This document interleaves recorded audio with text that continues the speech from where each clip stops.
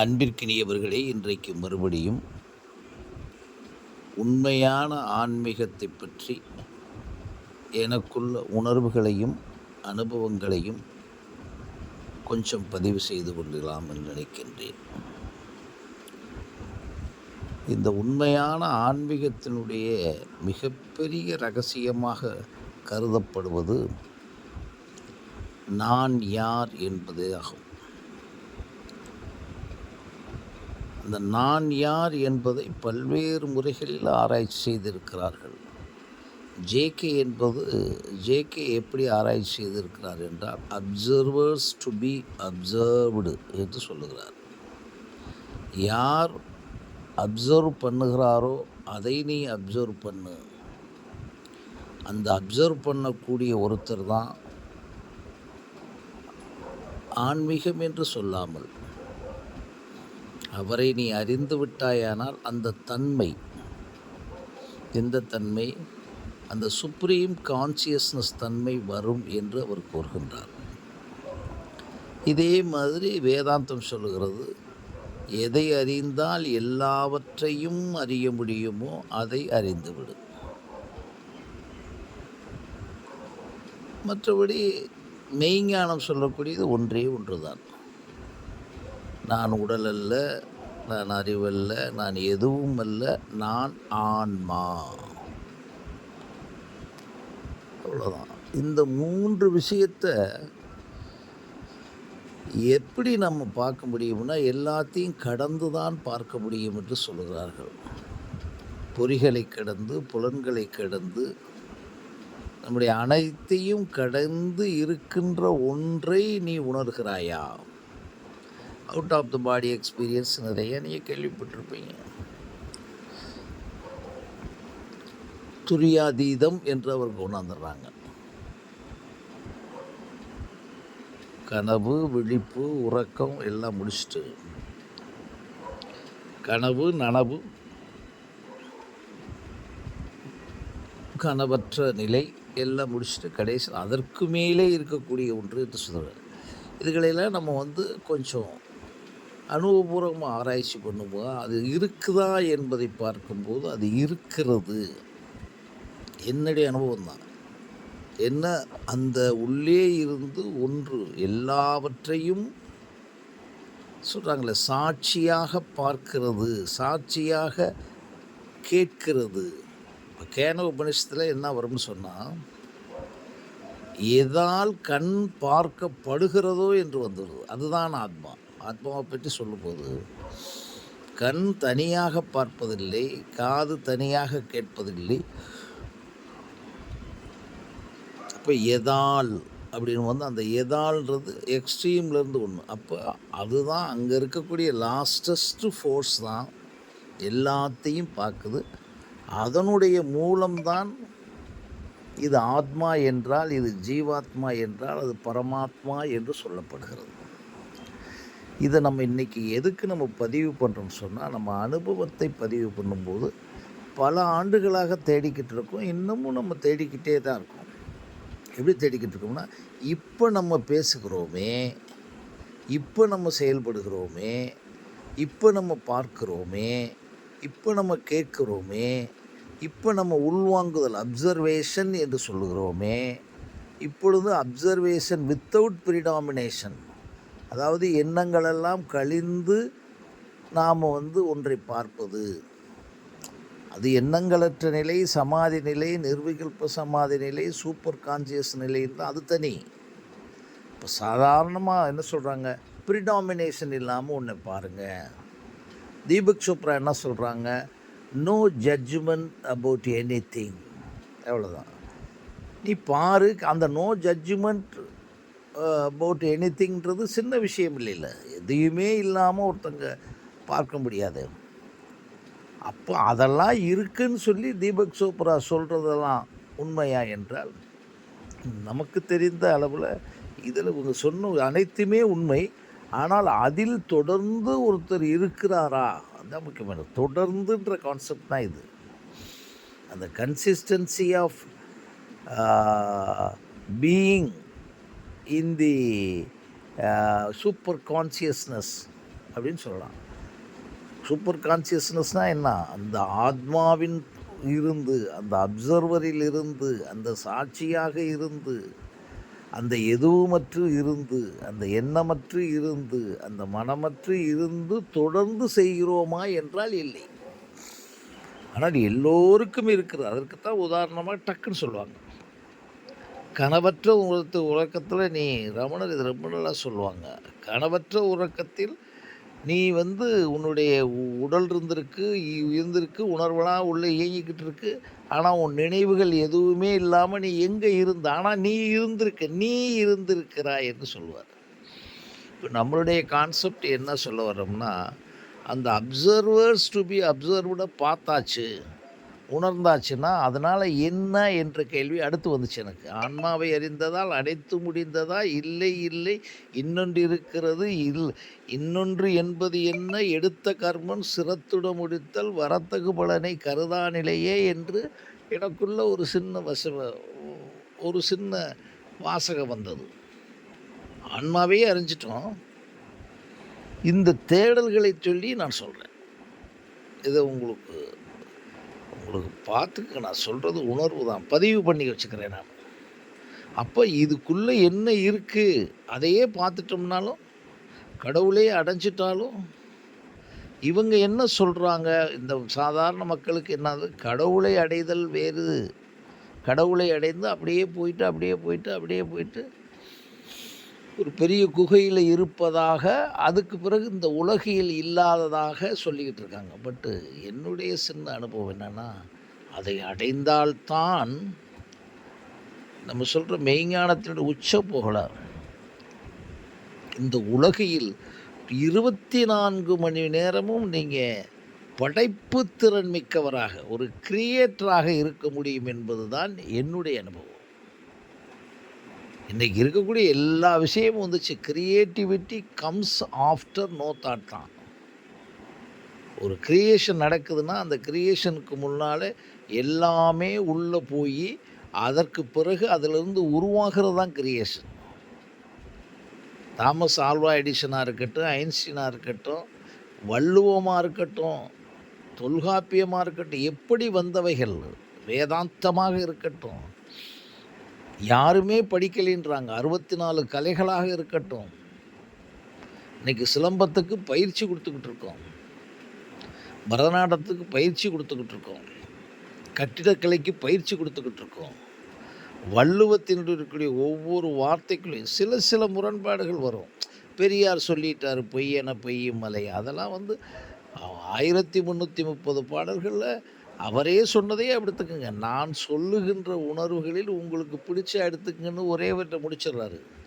பெரியாரை பற்றி சரியாக புரிந்து கொண்டீர்களானால் இன்றைக்கு நாம் இருக்கக்கூடிய பல பல பல அதாவது சிவிலைசேஷன் என்று சொன்னீங்கன்னா அதனுடைய மூலங்களில் அவர் ஒருவராக வருவார், அதனுடைய மூல விதைகளில் ஒருவராக வருவார். விமர்சனம் என்பது சாதாரண விஷயம். அவரை பற்றி விமர்சனம் பண்ணுவதும் அவரை பற்றி தப்பாக பேசுவதும்னா, உங்கள் அப்பாவும் அம்மாவும் நிர்வாணமாக உங்கள் தாத்தா இருந்தானா அவனை என்ன செய்ய சொல்கிறீங்க?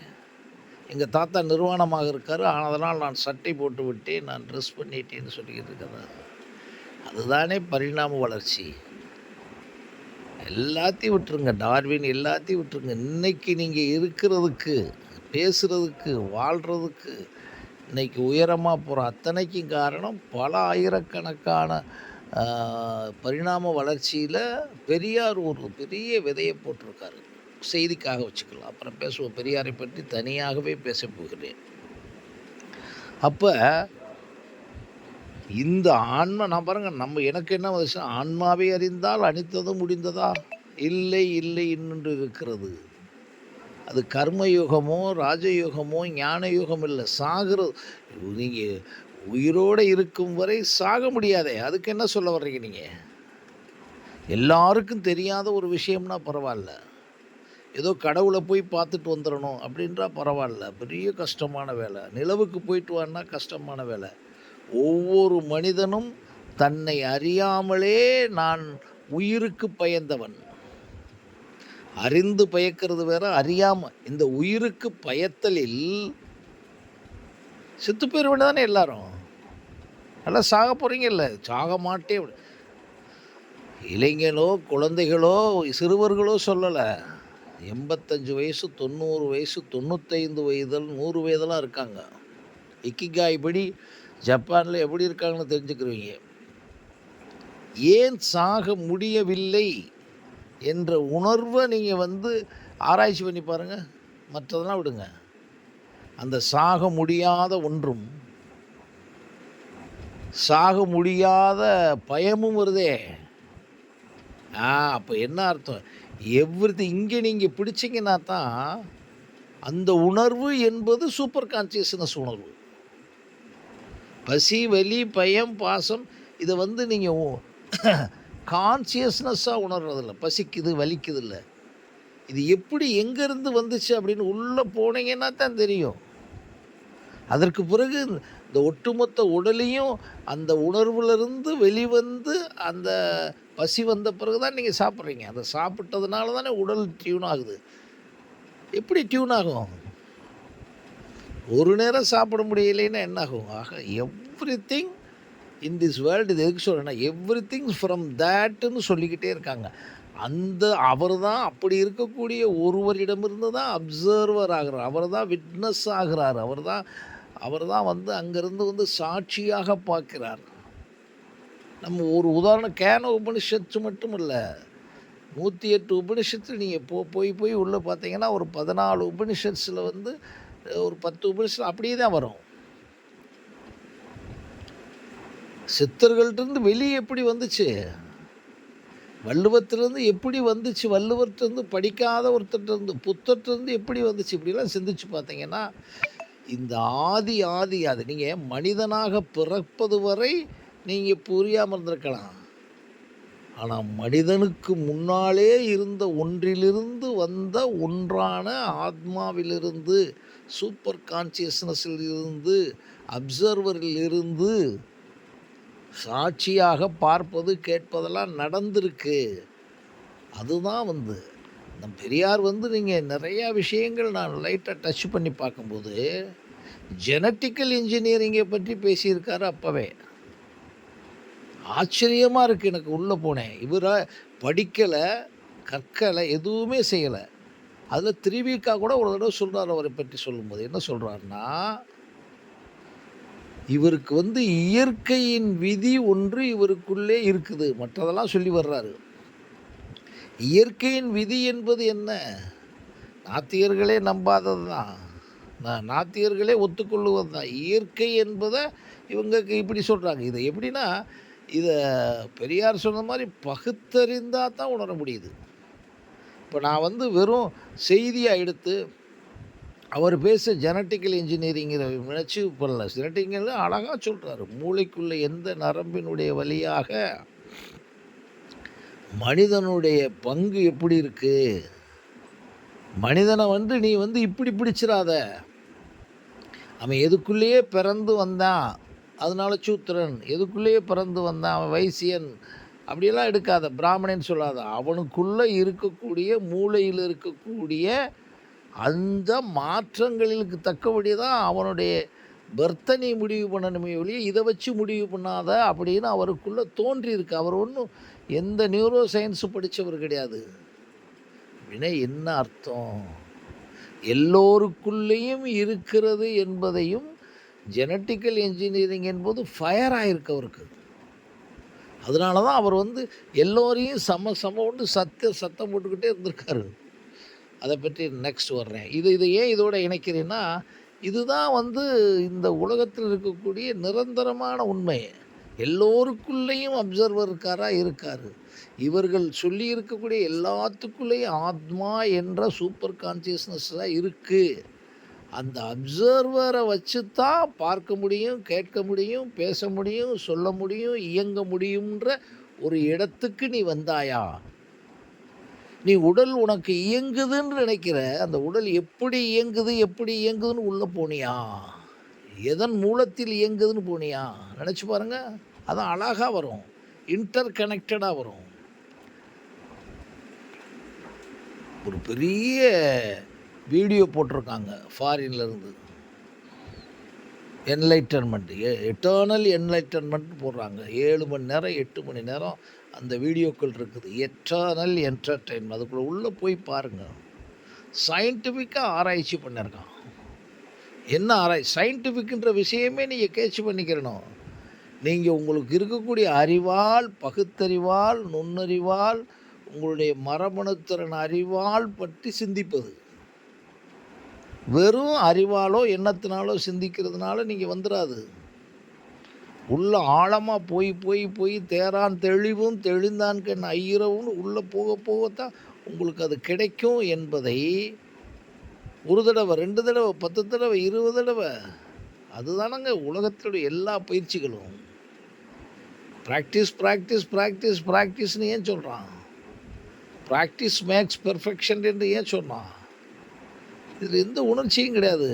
இன்றைக்கி பார்ப்போம் நல்லாயிருக்கும், இன்னொரு 4 நாள் கழிச்சு சிந்திச்சு பார்ப்போம் நல்லாயிருக்கும், அதுக்கடுத்து திடீர்னு இல்லைன்னு போயிடும். பிகாஸ் உங்களுடைய அனுபவத்தின் கலந்த பகுத்தறிவில் அடித்தா, இன்னொருவருடைய அனுபவத்தின் கலந்த பகுத்தறிவில் அடித்தா அந்த விஷயம் எப்படி விடும்? வள்ளுவன் ஒரே வருஷம் பொறிவாயில் ஐந்தவைத்தான் பொய்தீர் ஒழுக்க நெறி நின்றார் நீடு வாழ்வார் என்பதை நான் கிட்டத்தட்ட 1000 தடவை படித்த பிறகு தான் ஓஹோ, பொறிகளின் வழியாக ஏற்படக்கூடியது கொஞ்சம் கட்டுப்படுத்தினா அப்படின்ற விஷயமே பிடிபட்டுச்சு. மற்றதெல்லாம் விடுங்க, நெறி நின்றார் நீடு வாழ்வார்னு வச்சுங்க.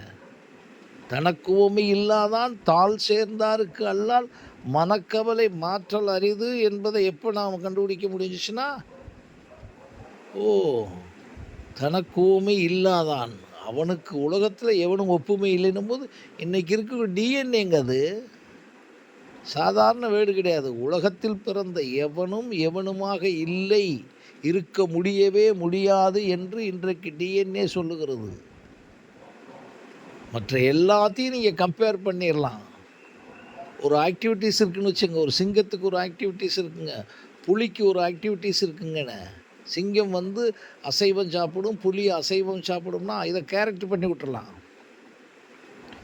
இவன் மனிதனை மட்டும் அது ஒரு கேரக்டர் கடைசி வரைக்கும் இருக்கும். அசைவம்னா அது மட்டும் அசைவம் தான் லாஸ்ட் வரைக்கும், மாறவே மாறாது. இவன் மனிதன் அசைவமாக இருப்பான், சைவமாக இருப்பான், அப்போ அசைவமும் சைவமும் மாறுவான், என்னென்னமோ போய்கிட்டு இருக்கும் ஒவ்வொரு நிமிஷமும். According to is observation, according to is genetical engineering, that is DNA மரபணு, அக்கார்டிங் டு ஹிஸ் சூழல். இப்படிப்பட்ட விஷயங்கள் இருக்கும்போது நம்முடைய ஞானிகளும் ரிஷிகளும் கண்டுபிடிச்ச விஷயத்தையெல்லாம் நான் வரும்போது நான் என்ன சொல்ல வருகிறேன்னு கேட்ச் பண்ணினேன். அந்த அப்சர்வர் என்பதோ, அந்த ஆத்மா என்பதோ, அந்த விட்னஸ் என்பதோ அதுக்குள்ளே நாம் போய் பழகின பிறகு, அதற்கு பிறகு நமக்கு விட்னஸ்ன்றாங்க இல்லையா, அதை அப்படியே எடுத்துங்க. அந்த வேடிக்கை பார்த்தல், அந்த உள்வாங்குதல், அதுக்கு தான் நான் அப்சர்வேஷன் வித்தவுட் ப்ரிடாமினேஷன் என்பதை அடிக்கடி நான் யூஸ் பண்ணுறது. அப்போ அந்த அப்சர்வேஷன் ப்ரிடாமினேஷன் ஆகும்போது இப்போ தான் இதோடைய ஃபஸ்ட்டு ஸ்டெப்பு, அதெல்லாம் நான் பண்ணிக்கிட்டே இருந்தேன்னா, அப்படி பண்ணக்கூடிய நேரங்களில், கம்பேரிசன் இல்லாத நேரங்களில், யாரையும் ஒப்புமை இல்லாத நேரங்களில், மற்றவர்களுடைய ஒழுக்கத்தையும் அவர்களுடைய உணர்வுகளையும் மதித்து அவர்களையும் சமமாக பார்க்கும் நேரங்களில், இதையும் நீங்கள் பெரியார் ஒழுக்கம் என்ற இடத்துல சொல்கிறாரு. இது இயேசு சொன்னது மாதிரி தெரியும். இன்னொருத்தனுடைய உணர்வையும் மதித்து அவன் செய்வதில் எதுவுமே செகண்ட் தாட் வந்துடாமல் அவனையும் மதித்து பார்க்கணுன்றாரு. அது ஒரு பெரிய ஒழுக்கம். மறுபடியும் அதை பற்றி பின்னால் வர்றேன். அப்படிப்பட்ட நிகழ்வுகளில் நீங்கள் எப்படி இருக்கணும்னு சொன்னால், என்ன நடக்குதுன்னா, டோட்டல் பாடி, இப்போ சயின்ஸ் ஆவாங்க, டோட்டல் பாடியில் இருக்கக்கூடிய இந்த 10,000 கோடி நியூரான்களில் இருக்கக்கூடிய செல்களில் இருக்கக்கூடிய குரோமோசோம்களில் இருக்கக்கூடிய டிஎன்ஏக்களில் இருக்கக்கூடிய நியூக்ளியஸ், நியூட்ரான், புரோட்டான் எல்லாமே தன்னிலையில் இருக்கிறது.